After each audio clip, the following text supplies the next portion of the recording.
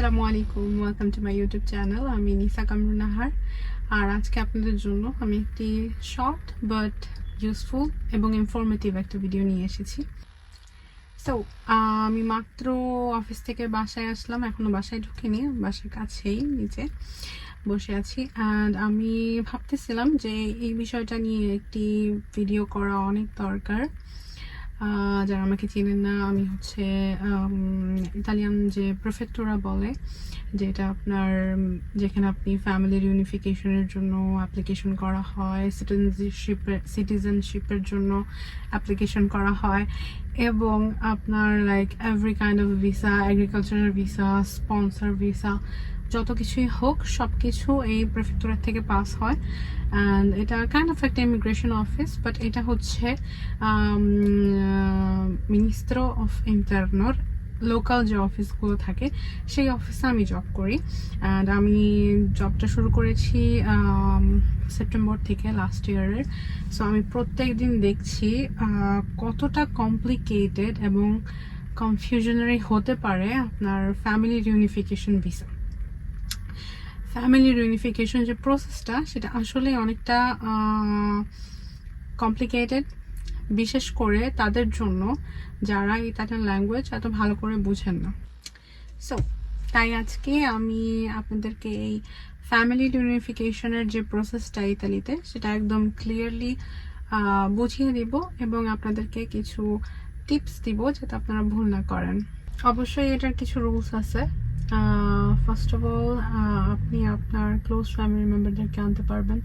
So আপনার জীবনসঙ্গী মানে স্বামী বা স্ত্রী, আপনার 18 বছরের নিচে সন্তান, এবং যদি আপনার মা বাবা আপনার উপর টোটালি ডিপেন্ডেন্ট হয়ে থাকে তাহলে তাদেরকেও আপনি আনতে পারবেন। আচ্ছা, তাহলে কি কি লাগবে? আপনার হচ্ছে 3টা মেইন জিনিস লাগবে। ফার্স্ট অফ অল, আপনার একটা সার্টেন পরিমাণ ইনকাম থাকতে হবে। অ্যান্ড এটা কারণ ইতালিয়ান গভর্নমেন্ট চায় যে আপনি আপনার ফ্যামিলি এনে তাদের যত্ন নিতে পারবেন। সো সেই অনুযায়ী এই ইনকামটা every year Italian government set করে। অ্যান্ড এইটা আপনার প্রত্যেক বছর চেঞ্জ হয় বলতে এটা প্রত্যেক বছর হালকা একটু বাড়ে। আপনার এই বছর যে এটা সেট করা হয়েছিল সেটার থেকে অবশ্যই নেক্সট ইয়ার আর একটু বেশি থাকবে। তো এটা অলওয়েজ চেক করা দরকার। আপনারা ভাবতে পারেন যে লাস্ট ইয়ার হয়তো আপনারা চেক করেছেন, অ্যান্ড আপনারা যে কয়জন বাংলাদেশ থেকে আনবেন সেই অনুযায়ী আপনার ইনকামটা ঠিক আছে, কিন্তু এরকমও হতে পারে যে এই বছর আপনার ইনকামটা চেঞ্জ হয়ে গেছে। সো সেই অনুযায়ী আপনি আর রিকোয়ারমেন্টসে মিট করছেন না। সো এটা অনেক important. Most of the time ইনকামের জন্যই বেশিরভাগ যে আপনার রিউনিফিকেশনের যে অ্যাপ্লিকেশনগুলো রিজেক্ট করা হয়। ওকে, সেকেন্ড, আপনার একটা বাসা থাকতে হবে যেটা ল অনুযায়ী স্ট্যান্ডার্ড মিট করে। মানে আপনার যে কয়জন পরিবারের মানুষ আনছেন এখানে, তারা জানি ওই বাসাটায় থাকতে পারে। সো এটাও অনেক ইম্পর্ট্যান্ট। অ্যান্ড এইটা অ্যাকচুয়ালি আপনার পুরো একটা প্রসেস আছে এই সার্টিফিকেশনটা নেওয়ার জন্য। এটার জন্য অবভিয়াসলি আমি পরে আরেকটা ভিডিও ইন ডিটেল করব। অ্যান্ড থার্ড, লাস্টলি, যদি আপনি আপনার প্যারেন্টসদের আনতে চান তাহলে আপনার তাদের জন্য একটি হেলথ ইন্স্যুরেন্স করতে হবে, যেটা আপনার ফ্যামিলি, ওয়াইফ বা বাচ্চাদের জন্য করতে হবে না। ওকে, চলুন তাহলে পুরো প্রসেসটা দেখি। সো স্টেপ 1, আপনার হচ্ছে আপনাকে আপনার যে লোকাল সুই অফিস, যেটা প্রেফেক্টোরা অফিস, সেখানে আপনার অনলাইনে অ্যাপ্লিকেশন করতে হবে। আপনি যদি অনলাইন অ্যাপ্লিকেশন নিজে না করতে চান তাহলে আপনি সেটা একটা কাফ বা প্রেফেক্টোরার মাধ্যমেও করতে পারেন। বাট একটা জিনিস মাথায় রাখবেন যে আপনি এই অ্যাপ্লিকেশনটা করার পরই তারা আপনার সব ডকুমেন্টসগুলো চেক করবে, এবং যদি আপনার কোনো ডকুমেন্টসে মিস থাকে, কোনো কিছু বাকি থাকে, কোনো কিছু অ্যাডজাস্ট করতে হয়, তাহলে অবশ্যই তারা আপনাকে কন্ট্যাক্ট করবে। যদি আপনি কাফ মাধ্যমে করে থাকেন, পাত্রনাতর মাধ্যমে করে থাকেন, তাহলে আপনাকে পাত্রনাতর মাধ্যমেই আপনাকে কন্ট্যাক্ট করবে। সো এই জিনিসটা অনেক ইম্পর্টেন্ট চেক করা অলওয়েজ। আপনি সাইটে ঢুকে দেখতে পারবেন যে আপনার কোনো কিছু মানে ওরা কোনো কমিউনিকেশন দিয়েছে কিনা, বা আপনি কোনো কিছু দিয়ে আসতে হবে কিনা, বা আপনাকে কোনো অ্যাপয়েন্টমেন্ট দেওয়া হয়েছে কিনা, সেটা সবসময় চেক করবেন। Because most of the Times যে পাত্রনাত অফিসগুলো বা কাফ অফিসগুলো, তারা তাদের কাছে অনেক ক্লায়েন্টস থাকে, তারা অনেক ব্যস্ত থাকে, অ্যান্ড ব্যস্ততার জন্য হয়তো বা তারা সব প্রাতিকাগুলো ভালোভাবে চেক করে দেখতে পারে না, সব প্রসেসগুলো ভালোভাবে চেক করে দেখতে পারে না। তো এটা আপনার দায়িত্ব, আপনি রেগুলারলি সবসময় আপডেট নিতে থাকবেন। অ্যান্ড অবভিয়াসলি যদি আপনার কোনো ডকুমেন্ট মিস থাকে অ্যান্ড আপনি ওই সময়ের মধ্যে আপনি ডকুমেন্টটা শো করতে পারছেন না, তাহলে ওরা এরকম করতে পারে যে আপনাকে একটা রিজেক্ট করার আগে একটা অ্যালার্ট দেওয়া হয়, যেটাকে বলে প্রাভিসো দি রিজেক্টো, সেটা তারা করবে।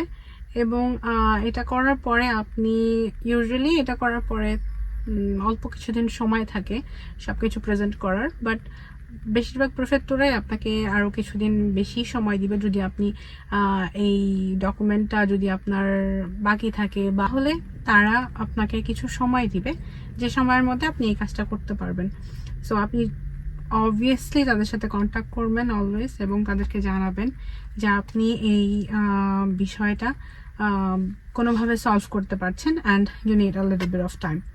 এটা বললেই তারা অপেক্ষা করবে এবং আপনি তারপর আপনার ডকুমেন্টসগুলো সাবমিট করতে পারবেন। যদি আপনার ডকুমেন্টস সব ঠিক থাকে, কোনো কিছুই অ্যাড না করতে হয়, তাহলে সব থেকে ইজি আপনার ডকুমেন্ট ওরা ভেরিফিকেশন করে আপনাকে একটা ডেট দিবে, যে ডেটে এসে আপনি ডিরেক্টলি আপনার যে অরিজিনাল ডকুমেন্টসগুলো যেগুলো আপনি অনলাইনে অ্যাপ্লিকেশন করার সময় সাবমিট করেছিলেন সেগুলো আপনি তাদেরকে দেখাবেন, অরিজিনাল ডকুমেন্টসগুলো দিয়ে আসবেন।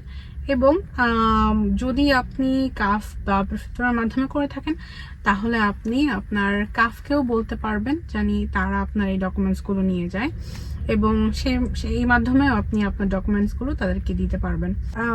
সব ডকুমেন্ট চেক করার পরে সব কিছু ঠিক থাকে, তাহলে আপনার প্রসেসটা নেক্সট স্টেপে আগাবে, এবং তখন আপনাকে নোলস্তা দেওয়া হবে। নোলস্তা হচ্ছে অনুমোদনপত্র, যেটা আপনি নিয়ে আপনার বাংলাদেশের কনসুলেটে যে ভিসার জন্য অ্যাপ্লিকেশন করতে পারবেন। এবং তারপর এই নোলস্তা দেওয়ার পর থেকে প্রেফেক্টরের সাথে আপনার কন্ট্যাক্ট করার কোনো দরকার নেই। আপনি ডিরেক্টলি বাংলাদেশ থেকে যত কিছু করার ভিসা প্রসেস করার পরে আপনার ফ্যামিলি যখন ইতালি আসবে, তখন 8 দিনের মধ্যে আপনার আবার এই প্রেফেক্টরে একটি অ্যাপয়েন্টমেন্ট নিতে হবে। অ্যান্ড সেটা নিতে হবে হচ্ছে আপনার পারমেসো দি সজ্জর্নো, যেটা হচ্ছে রেসিডেন্স পারমিট, এবং আপনার কদিশে ফিসকালে, যেটা ট্যাক্স ফিসকাল কোড আর কি, ট্যাক্স নাম্বার যেটা, সেটার জন্য আপনার অ্যাপয়েন্টমেন্ট নিয়ে প্রেফেক্টরায় যেতে হবে 8 দিনের মধ্যে। আমি আশা করি আজকে আপনাদের যত প্রশ্ন ছিল এবং যত কিছু জানার ছিল সব কিছু আমি কভার করতে পেরেছি। বাট যদি আপনারা আরও কিছু ডিটেলড ভিডিও চান, অবশ্যই আপনার যে ইনকাম যে সার্টেন অ্যামাউন্ট থাকতে হবে সেই ইনকামের ব্যাপারে, অথবা আপনাদের যে বাসাটা থাকতে হবে সেই বাসাটা কিভাবে কি করতে হবে, লর কাছ থেকে মানে গভর্নমেন্টের কাছ থেকে আপনার ল অনুযায়ী যে পারমিটটা আনতে হবে, সেই সব কিছুর ব্যাপারে যদি আপনারা আরও ইনফরমেশন চান, তাহলে অবশ্যই আমার চ্যানেলে সাবস্ক্রাইব করতে ভুলবেন না। এবং আপনারা যা যা প্রশ্ন আছে করতে চান সেটা আপনারা অবশ্যই কমেন্ট বক্সে লিখে দিতে পারেন, আমি চেষ্টা করব সব কমেন্টসের উত্তর দিতে। সো আজকের জন্য এইটুকুই, সবাই ভালো থাকবেন আর আমার জন্য দোয়া করবেন। আসসালামু আলাইকুম।